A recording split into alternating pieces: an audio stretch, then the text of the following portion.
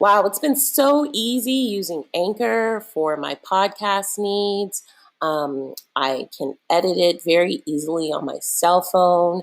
I can also use it on my computer, which is great. I can upload new pictures for each podcast if I need to. And the thing that I really appreciate it as a fledgling podcaster is that it's free. So I highly recommend it.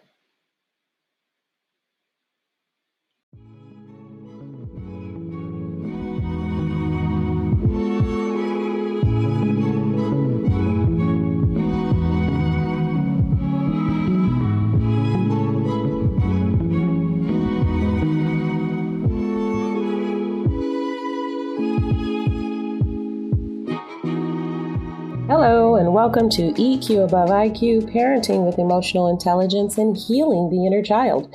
My name is Trina Casey, and I'm your host. Thank you for joining me on this episode of EQ Above IQ, where I am trying to help parents learn how to reparent themselves in order to heal their inner child and to truly show up for their own kids.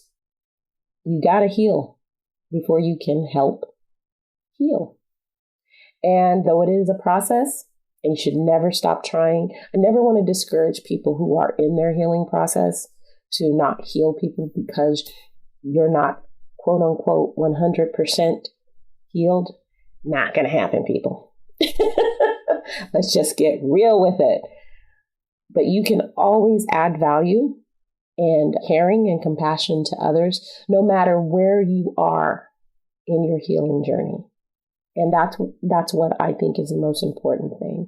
Your intention, the education, the understanding, the compassion that you can have for another human being, it is a domino effect.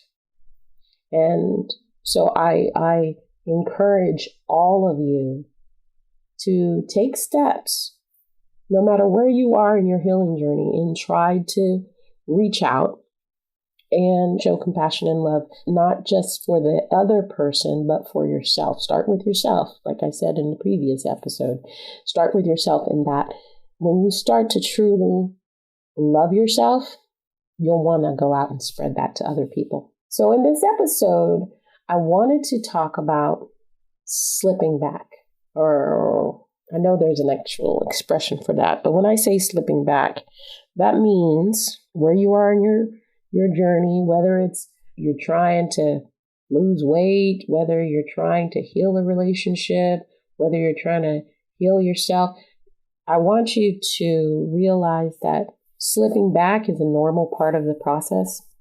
It takes time to create new habits and even new perspectives. A lot of the times our biases are subconscious. And a lot of people don't know they're perpetuating it, whatever they're doing. They don't know, they don't realize that they have slipped back because we live in a pretty narcissistic society. So, and one of the key elements of narcissism, they cannot see what they're doing. They cannot see that their behavior is harmful to others. They cannot see that they're a narcissist. And when I define narcissist, as most psychologists do, it is a lack of concern for others, emotions, feelings, taking very selfish actions, and having a hard time having accountability for those things, and being rather manipulative in that process, even if they do apologize. It's usually into reference of some personal gain. So we all know that person.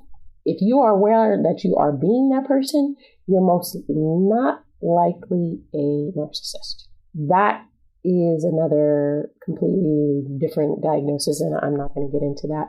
I am a cognitive behavioral therapy coach. I am not a clinical therapist, though I probably studied just as much.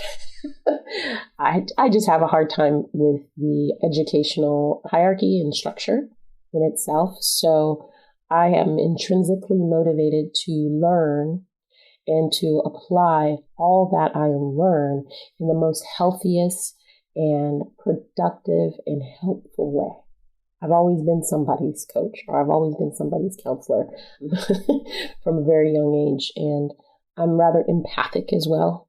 So I really vibe people's energy and emotions. And so it's a gift, and it's also a curse sometimes, because I tend to feel what everyone is feeling.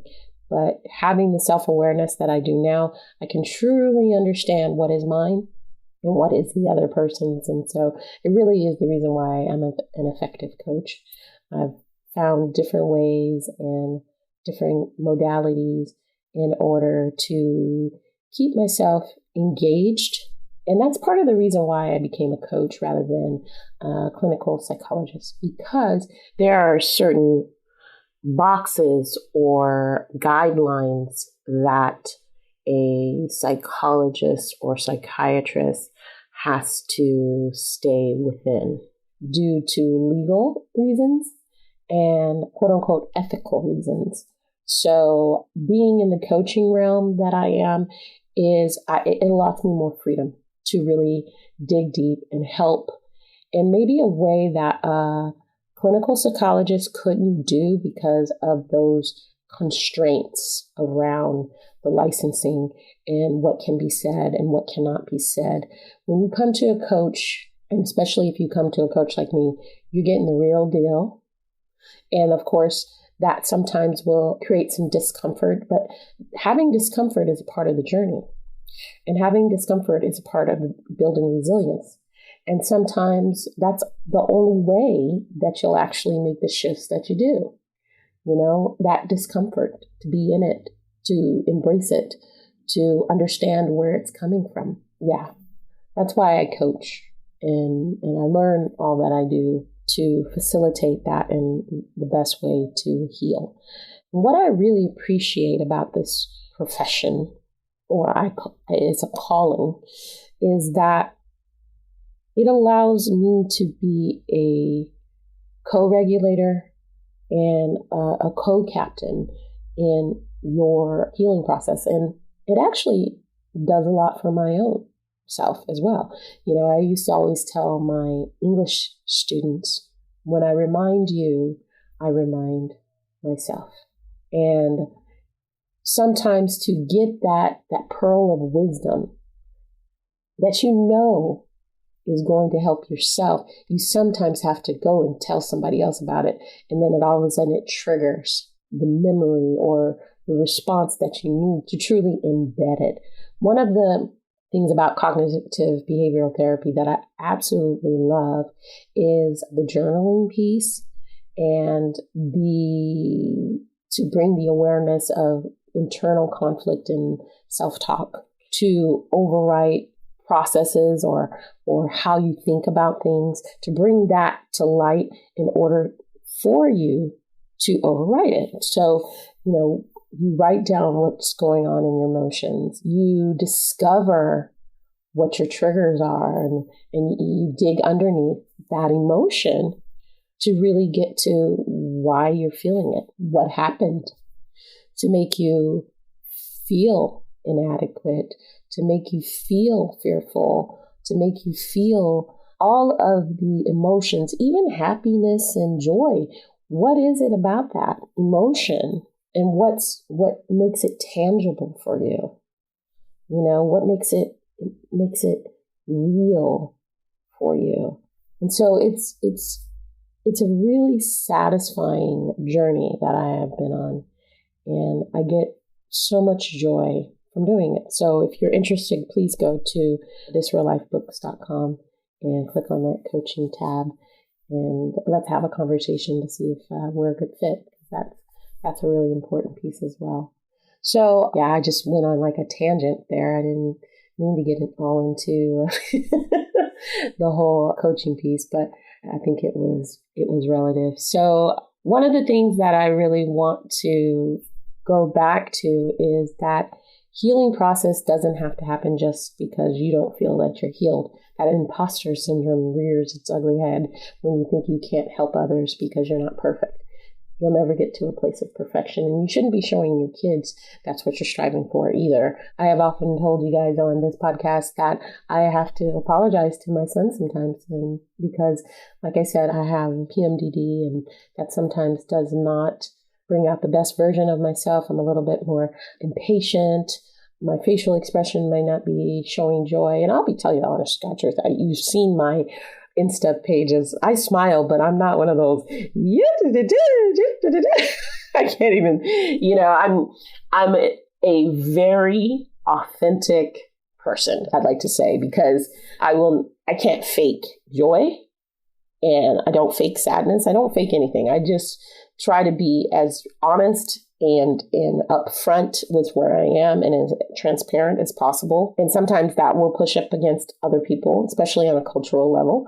But it's okay, because what I have found, and that even though through all these trying variables, I have a true sense of self-worth and love for myself.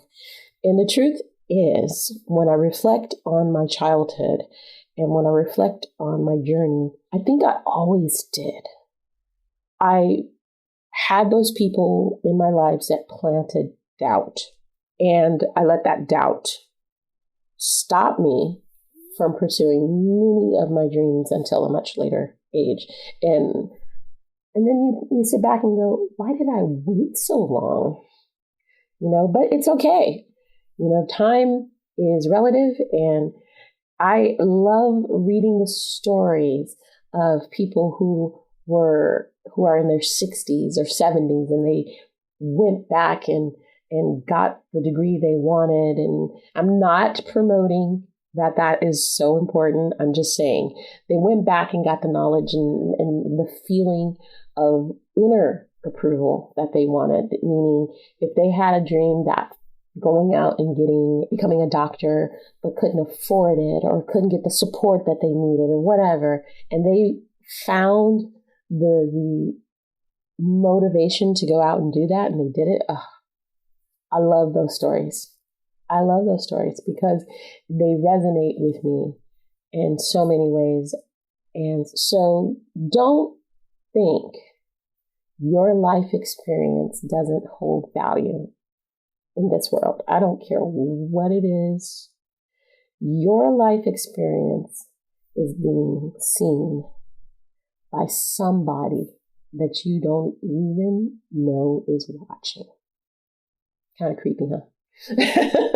You could be stalked right now. But my point is that stay consistent with your purpose and stay consistent with who you are.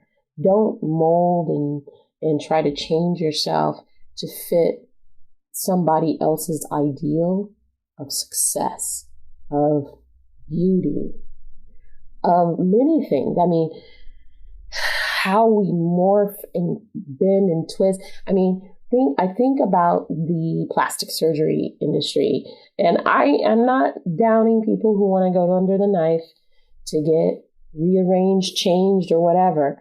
But it's a sad thing for me to see beautiful people inside and out cutting themselves up, paying tons of money to change who they are. I mean, now it's a little bit different, I think, for the trans community because they were already forced into like this box of what to look like and things like that. So if they feel like they want to take hormones and stuff like that to develop breasts, to, do the physical changes via surgery, I am not knocking that at all.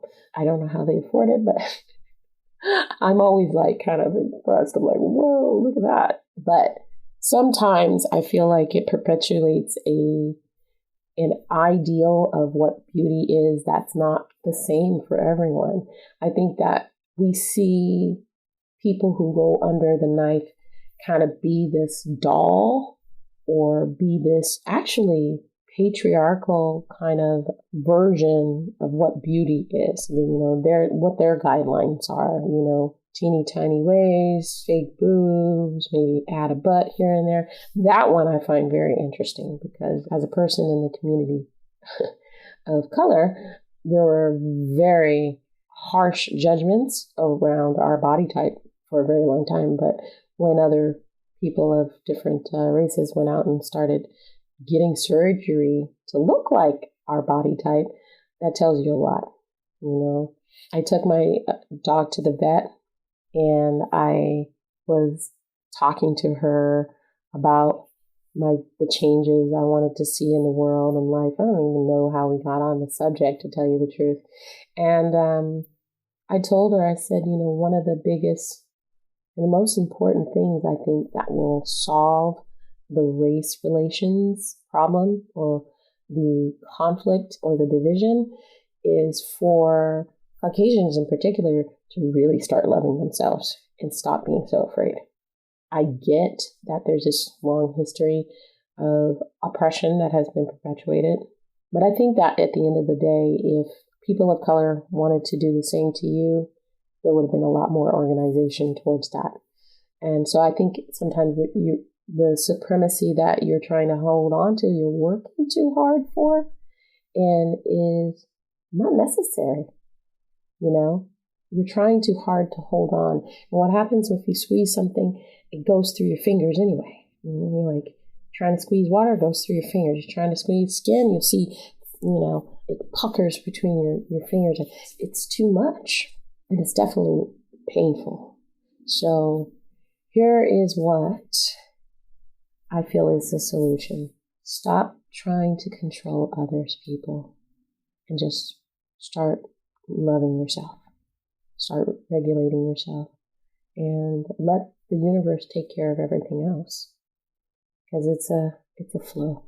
It's a connection. So it was just a short little episode. This came to my mind, and I thought that it was important to share, as all of these things are changing in the United States and all over the world. So I truly do hope you all seek the help that you need. And if you need help, you can reach out at thisreallifebooks.com. Click on the coaching tab. If you want some beautiful books, click on the coaching tab. Go to my Instagram for access to all of those things. And click the link in the bio at This Real Life Books. We always have underscore in between. And I hope you have a blessed day.